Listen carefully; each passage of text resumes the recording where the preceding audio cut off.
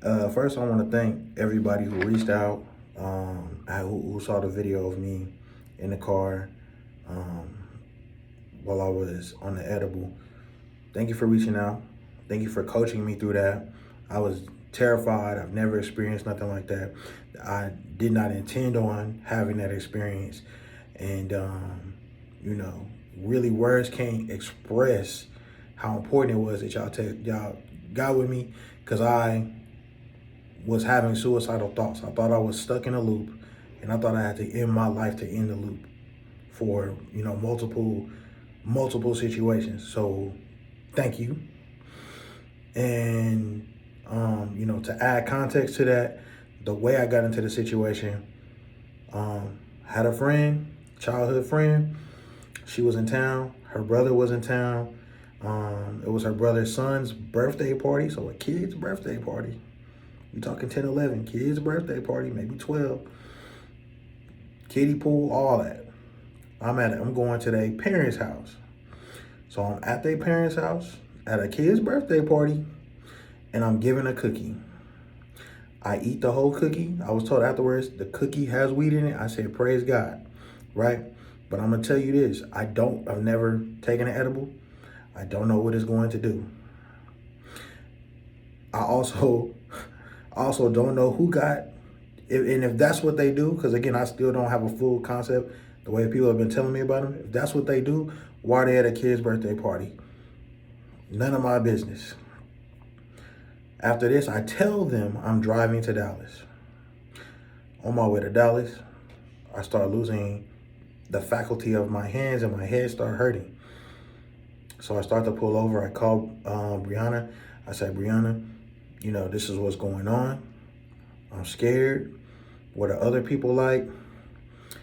She's like, just pull over and try to have like a good experience. Try to stay positive.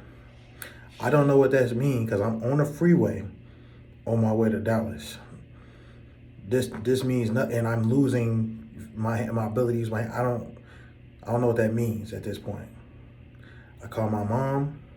By the time I call my mom, I can't speak in sentences anymore. By the time I send my location, I'm pretty much having panic attacks and blacking out. So I can't really formulate full sentences. From that, she finds me, but when she finds me, I am now in a loop. In my brain, I feel like time and eternity is happening in a moment, and I'm experiencing a loop. I'm experiencing everything in a moment. I'm understanding everything in a moment, and my brain is like moving quickly. And every time I try to get out of this and sober my mind, I get up out of it. I ask my mom, call 911, please get me help. And she won't. And I get scared and get triggered, because I think I'm dead. I think I died on the freeway. I think I'm in hell reliving the same moment over and over again. And I'm scared to death, because I don't know how to make this stop. I want all of this to stop. I want 911 to get here. I want y'all to pump my stomach, do whatever you gotta do. But, she's scared to call the police, because I have a firearm in the car and I'm moving involuntarily. Chances are I'm gonna get, mistaken for being aggressive and maybe get harmed. And that's my mother. She's not trying to see that. My brother, he's on the phone. He's hearing what's going on. He's hearing my mother break down. He's hearing me in the car, hysterical. He hears me rustling around, moving involuntarily. So, he's trying to do his best to figure out what to do. He calls Brianna, doesn't pick up. Calls, other people call back, but now they're talking tough, like aggressively. Like they're the ones on the side of a freeway tweaking. When they finally get calmed down and get information out of him and say that it's just weed, then, they know to turn on the AC. I calm down. After 2 hours, it's a 2-hour video of me tweaking in the car.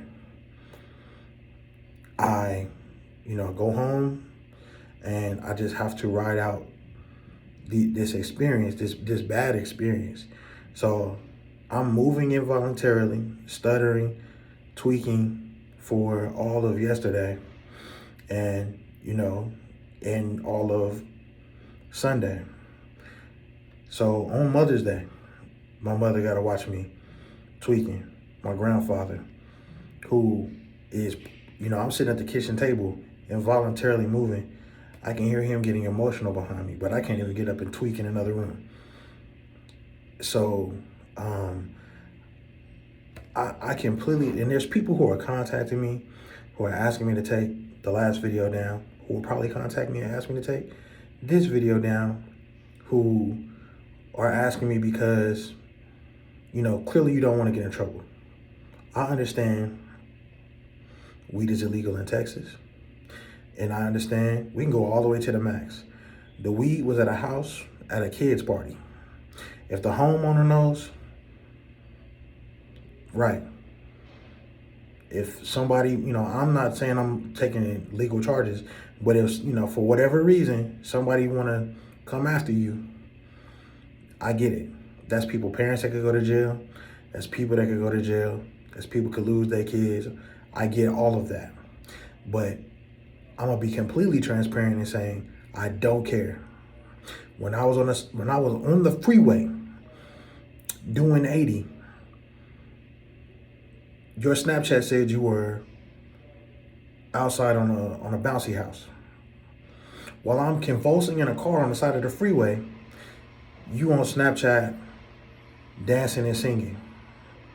The next day when I'm tweaking in front of my mother and my granddad on Mother's Day, you know what I'm saying, you're busting open piñatas. You don't care about me. Worst case scenario, I wreck the car and die. The thing that you having fun would not have changed. You would have still had fun while my dead body is laying on 35. So, do I care if something happens to you legally? No. No, I don't. And for anybody who is in disagreement with me and you feel like you want to, voice that disagreement, I would suggest, first off, this isn't even something to talk about. This isn't a conversation. But I would suggest you don't contact me and you don't contact people who live in my household. That's just for legal purposes, because I will be recording you. I will be recording you. Don't do that. All right. Well, thank you guys again for helping me. Thank you guys who reached out, and I hope everybody is safe and makes wise decisions.